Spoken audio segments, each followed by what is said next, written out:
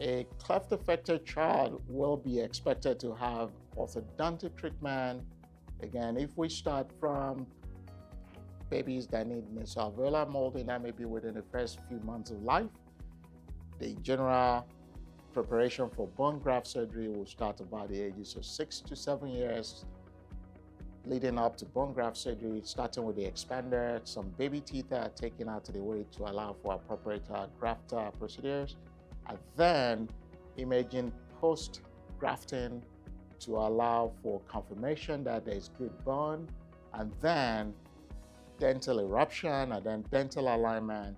So that second stage, or that first round of true orthodontic treatment, will often last about 1.5 years to 2 years.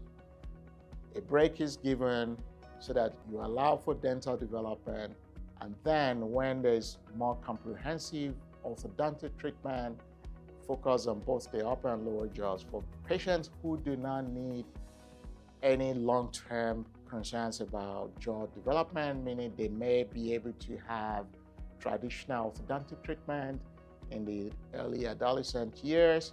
That may last another 2 to 3 years between the ages of maybe 11 to 14. Now, there's a smaller category of patients who, no matter what modalities and treatments we render, there's just no way to fix their underbites. Those patients go into retention, they come back in the late teenage years, go back in full treatment, and get ready for jaw corrective surgery. And in this scenario, we may have a child needing 3 rounds of orthodontic intervention of varying forms from birth through age 18 sometimes.